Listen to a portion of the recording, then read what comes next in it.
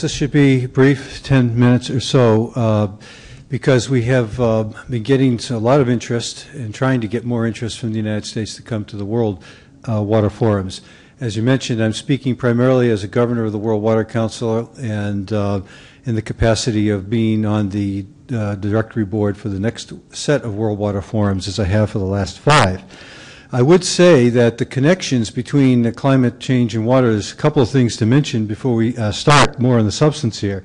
First, as you notice, most of the main talking points used by the world leaders on why we should be concerned about climate change, 6 of the 8 main talking points have to deal with water, yet little of the money and discussion is going to investment in water to help people adapt to it. Secondly, the Istanbul Consensus from the last World Water Forum has many hundreds of cities have signed up to an agreement that they put together, and this is about climate change and city adaptations. I would say, too, that the notion of solutions, which is the primary concern of the next World Water Forum, we really invite the whole history of the U.S. West, 100 years or more of experience of investment in water and what this has meant, positive and negative. This is something the world could really use, this story, to understand. And finally, something I want to compliment our colleague from Conagua. They were the first in the world water community and debates to try and bring together last year the water community with the climate change community. They deserve an enormous amount of praise for this that we all are very thankful for in the community. Now, having said that, let me start with a quick overview of the next World Water Forum, which will be in Marseille in March. There we go. We've had, over a period of 1997 to the year 2012, 6 of these forums, and you can see the locations across the world, and Marseille will be our next location. Generally speaking, these forums exist to try to bring a better dialogue between technical and political leaders worldwide.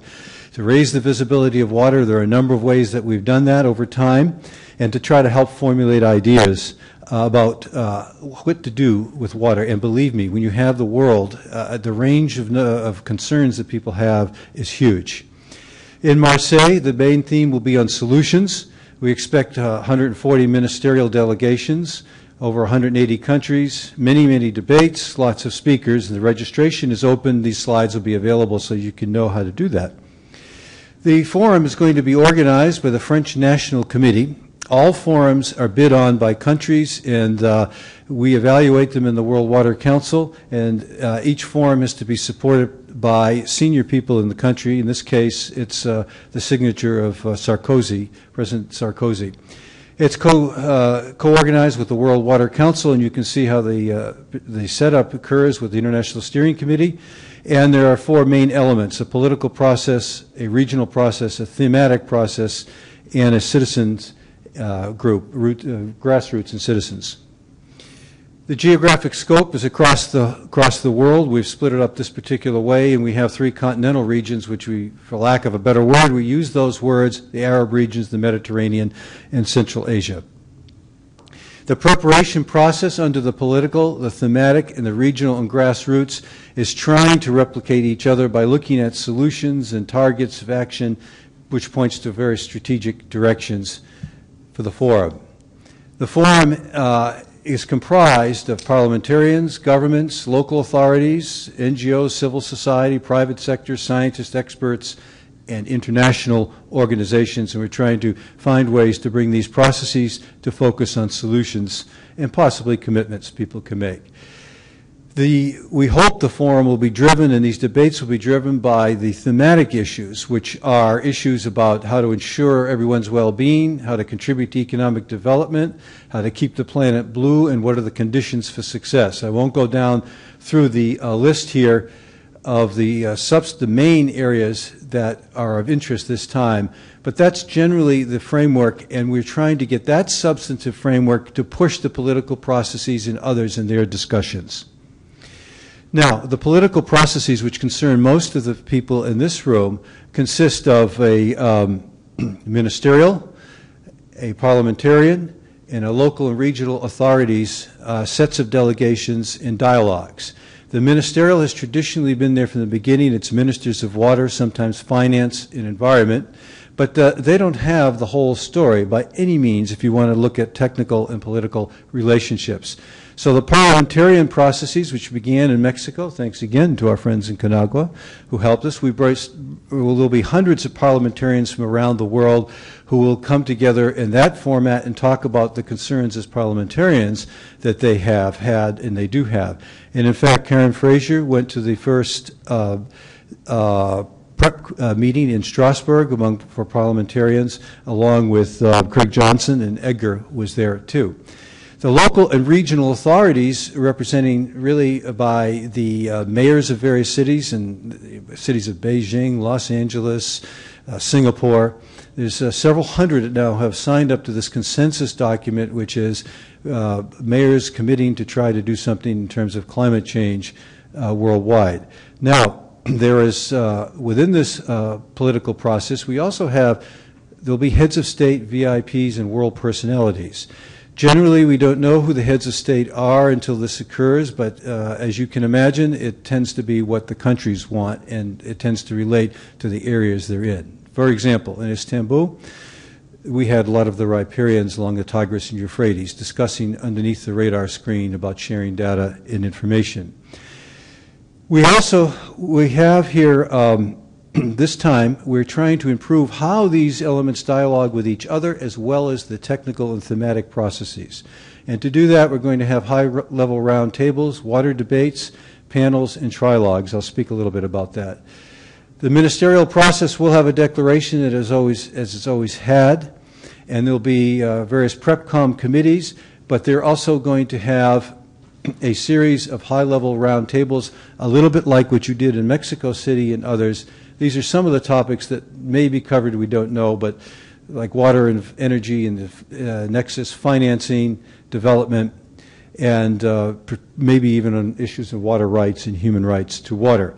This will comprise the ministerial part of the political processes.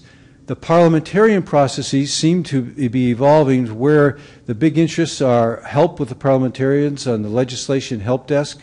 It's quite interesting for them to see, for the parliamentarians to see the differences across the world of how people look at legislation. And to try to help mobilize parliamentarians, if they need it, on water legislation, to help improve the dialogue between the ministerial and parliamentarian and local levels. The local and regional authorities, as I mentioned, the kickoff were about 250 participants earlier this year. There's going to be several hundred mayors at this particular meeting, and they have already got this Istanbul Water Consensus, which is on that website, and they were going to try to increase the signatories. But in addition, they're going to have 10 champion cities playing kind of a catalytic role, and these are major cities throughout the world, and they plan to hold a world summit of local authorities. And one of the practical things they're trying to produce out of this is a guide for good practices to cities. There'll be trilogues between the parliamentarians, the ministerial, and the local authorities, 4 of them. And we're going to try to hold them on a regional basis. So you have these political elements meeting together on a regional basis of the kinds of issues in those regions that seem important. The high-level panels will be a series of cross-cutting panels, maybe 4 to 6 panelists, and they'll be on issues that people are reticent to talk about in the forum, meaning they may be very controversial, like a human right to water, for example, or something similar.